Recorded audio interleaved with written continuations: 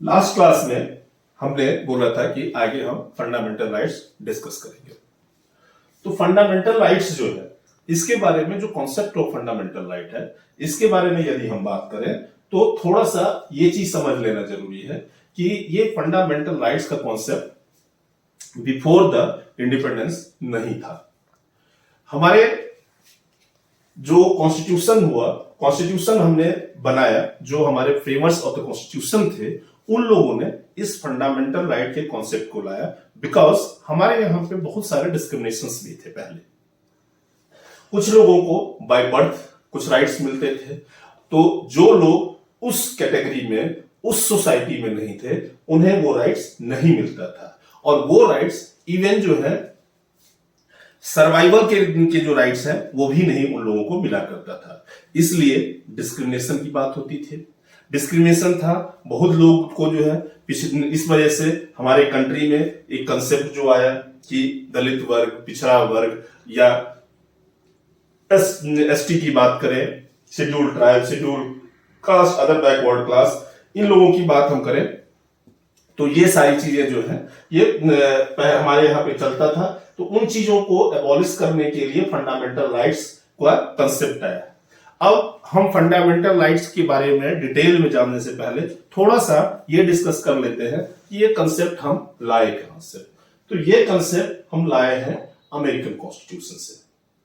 दूसरी बात कि यदि हम थोड़ा सा डिस्कस करें इंग्लैंड का पोजीशन क्या था, अमेरिका का पोजीशन क्या था फंडामेंटल राइट के रिगार्डिंग, तो आप एक चीज जानते हो, ऐसा भी कहा जाता है कि इंग्लैंड में कोई रिटन कॉन्स्टिट्यूशन नहीं है और वहां पे जो फंडामेंटल राइट्स है वो स्टेट इस बात की गारंटी नहीं देता है। वो लोग इस कंसेप्ट पे, ब्रिटिश में इस कंसेप्ट पे है कि पब्लिक ओपिनियन जो होगा उसे एज ए लॉ बना करके उसे इंप्लीमेंट किया जाएगा। जबकि अमेरिकन कॉन्स्टिट्यूशन फ्रेमर्स जो थे उनका यह मानना था कि यदि इस तरह से आम पब्लिक को कि इस तरह से कोई राइट गारंटी नहीं की जाए तो उसमें जो गवर्नमेंट के हैं, जो ब्यूरोक्रेट्स हैं या जिनके पास पावर होगा, जो पावरफुल लोग होंगे, वो लोगों के साथ एक्सप्लॉयटेशन कर सकते हैं और लोगों को प्रॉब्लम झेलनी पड़ सकती है। तो इस वजह से यहां पे अमेरिका में इस चीज को, फंडामेंटल राइट को कॉन्स्टिट्यूशन ने गारंटी किया हुआ है। अब हम बात करते हैं इंडिया में। तो इंडिया में आप एक चीज ये देखोगे कि जो फंडामेंटल राइट है इसको 6 पार्ट में बांटा गया है। सबसे पहला है right of equality, right of equality number 1, जो कि आर्टिकल 14 टू आर्टिकल 18 में है। दूसरा जो है आपका right of freedom, right to freedom,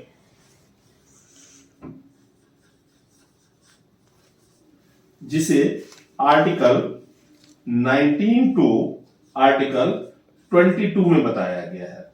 तीसरा है right against exploitation, right against exploitation, जो कि आर्टिकल 23 एंड 24 में बताया गया है। चौथा है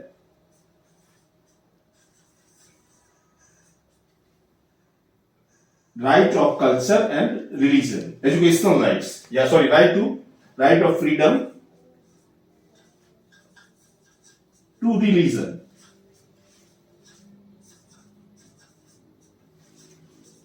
जो कि article 25 to 28।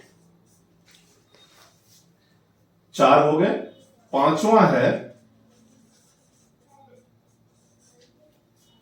Right to constitutional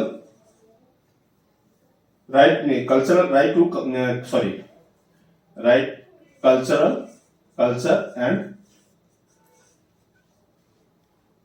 education, जिसे कि आर्टिकल 29 एंड 30 में बात की गई है। और छठा है कॉन्स्टिट्यूशनल राइट्स या कॉन्स्टिट्यूशनल रिमेडीज।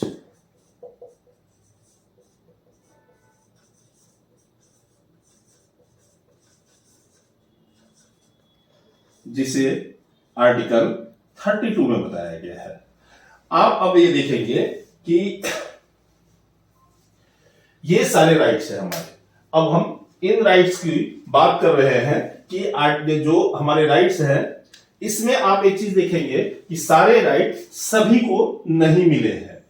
जैसे कि इसमें हमारे फंडामेंटल राइट्स को क्लासिफाई किया गया है कि कुछ राइट्स सिर्फ सिटीजन्स के लिए है, जबकि कुछ राइट जो है किसी भी पर्सन के लिए है जो कि इंडिया में है, और यानी कि वो फॉरेनर भी है लेकिन यदि आज इंडिया के अंदर है तो उसको भी वो राइट्स मिले हैं। जबकि राइट्स जो हैं, कुछ राइट्स ऐसे हैं जो एब्सोल्यूट है और कुछ राइट्स यानी कि दो तरह के राइट है। ये जो हमारे 6 राइट है, इनको यदि हम बात करें तो ये 2 पार्ट में बंटता है, जो कि available for citizens only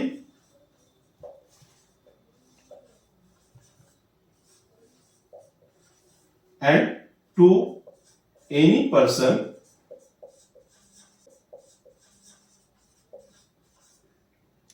being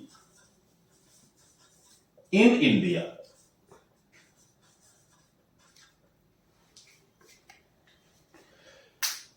यदि टाइप से बात करें हम कि on the basis of type of right, तो 6 तरह के फंडामेंटल राइट है।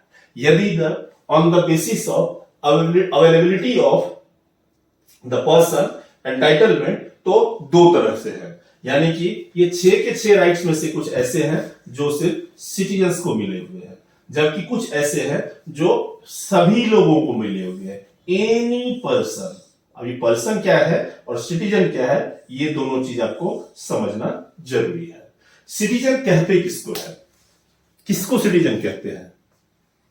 जिसको इंडिया का सिटीजनशिप मिला हुआ है। तो आप बोलोगे कि सर पर्सन उसे कहते हैं जो पर्सन। तो सिटीजनशिप किसे मिलता है? सिटीजनशिप आप देखोगे डिफरेंट लॉ में, जनरल क्लॉजेस एक्ट है, वहां पे भी डिफाइन किया गया है। सिटीजनशिप के लिए कॉन्स्टिट्यूशन ऑफ इंडिया में आर्टिकल 5 में जो है बताया गया है, आर्टिकल 5 में बताया गया है। तो इसके लिए बेसिकली आप समझ लें कि जो इंसान इंडिया में पैदा हुआ है, या आप ये कह सकते हैं जिसे राइट टू वोट है। अब राइट टू वोट जो है वो 18 साल के बाद होता है, तो क्या उससे छोटे जो है, उससे जो बच्चे हैं उनको सिटीजन नहीं माना जाएगा? बिल्कुल माना जाएगा। लेकिन जो इलेक्टोरल राइट्स है कि राइट टू वोट है, उनके लिए वो सिटीजन नहीं है, लेकिन इन फंडामेंटल राइट्स के लिए वो भी सिटीजन होंगे। कौन कौन हो सकते हैं? Who is born in India, whose parents are born in India, जिनके पेरेंट्स इंडिया में हैं, जो कि खुद इंडिया में पैदा हुए हैं और जो इंडिया में रह रहे हैं, तो उन लोगों को, एक मैं मोटी मोटी बात बता रहा हूं, बहुत डिटेल में नहीं जा रहा हूं, उन लोगों को सिटीजन्स ऑफ इंडिया कहते हैं। और उन लोगों को ये राइट्स मिला, कुछ राइट्स ऐसे हैं जो सिर्फ उन्हीं के लिए है, जबकि बाकी के जो राइट्स हैं वो राइट्स उन सभी लोगों को मिले हुए हैं जो कि इंडिया की जमीन पे आज के डेट में हैं। यानी कि कोई फॉरेनर भी है तो वो भी यदि इंडिया में है तो उन्हें भी मिलेगा। उसके बाद बात आती है, मैंने बोला इसमें इंपॉर्टेंट क्या चीज है, पर्सन। पर्सन की बात करें तो पर्सन का मतलब सिर्फ इंसान नहीं होता है। लॉ के लैंग्वेज में पर्सन का मतलब वो होता है जिसके पास राइट है कि वो अपने उसके अगेंस्ट में कोई सूट फाइल कर सके, कोई केस कर सके, या जो किसी के अगेंस्ट में कर सकता है, जैसे कि जिसके पास सेपरेट लीगल एंटिटी हो। फॉर एग्जांपल वो आर्टिफिशियल पर्सन भी हो सकता है और नेचुरल पर्सन भी हो सकता है। आर्टिफिशियल पर्सन कौन होते हैं? जैसे कि कंपनी, एक कंपनी जो होती है उसे आर्टिफिशियल पर्सन कहा जाता है। आर्टिफिशियल पर्सन मींस कि अ कंपनी कैन स्यू और can be sued in the court of law. Company के अगेंस्ट में आप सूट फाइल कर सकते हो। तो बात कर रहे थे पर्सन की, तो आर्टिफिशियल जुडिशियल पर्सन भी होते हैं, जैसे कि company. Company can be sued and company can sue. तो जिसके अगेंस्ट में सूट फाइल कर सकते हैं, उसके लिए जो है सो हम क्या कहेंगे कि वो भी पर्सन है। तो आप एक चीज समझ गए कि कुछ राइट्स ऐसे होते हैं जो सिर्फ सिटीजन के लिए अवेलेबल है, कुछ ऐसे राइट्स होते हैं जो सभी पर्सन को अवेलेबल होते हैं। टाइप ऑफ राइट्स आपने देख लिया।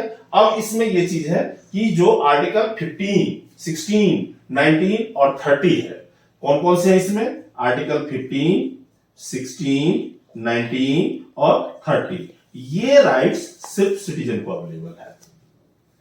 इसके अलावा बाकी जो राइट्स हैं 14, 20, 21, 23, 25, 27, 28, ये जो है ये सभी पर्सन के लिए अवेलेबल है।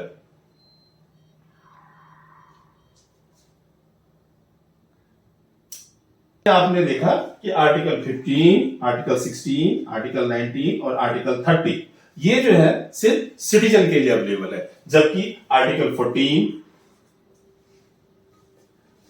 आर्टिकल 20, 21, 22, 23, 25, 27, 28 ये सभी लोगों के लिए अवेलेबल है। और आर्टिकल 15, 17, 18, 20 और 24 जो है, अब इसमें दूसरी बात एक और आती है कि दो तरह के होते हैं।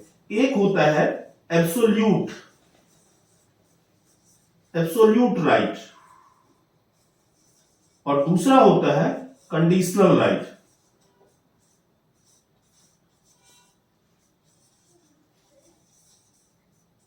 ठीक है, एक होता है एब्सोल्यूट राइट, एक होता है कंडीशनल राइट। एब्सोल्यूट राइट का मतलब क्या चीज होता है कि इसमें किसी भी तरह का कोई कंडीशन नहीं लगेगा। मीन्स जो राइट दिए गए हैं, और वो राइट कहां कहां पे है? 15, 17, 18, 20, 24 इन सारे आर्टिकल्स में जो भी राइट्स हैं, इसमें कोई कंडीशन नहीं है। पूरा का पूरा जो है सो ये एब्सोल्यूट है, कोई कंडीशनल नहीं है। बाकी के जो प्रोविजंस है, बाकी के जो आर्टिकल्स हैं, बाकी के जो फंडामेंटल राइट्स हैं, वो एब्सोल्यूट नहीं है, उसमें कुछ ना कुछ रेस्ट्रिक्शन, कुछ ना कुछ लिमिटेशन लगा हुआ है। तो अब आप एक चीज समझ गए कि राइट जो होते हैं वो हमारे 6 टाइप के राइट हैं। अवेलेबिलिटी के बेस पे देखें तो कुछ सिर्फ सिटीजन्स को मिलते हैं, कुछ एनी पर्सन को मिलते हैं, कुछ एब्सोल्यूट है, कुछ कंडीशनल राइट है। तो इस तरह से फंडामेंटल राइट को बाइफरकेट किया जाता है।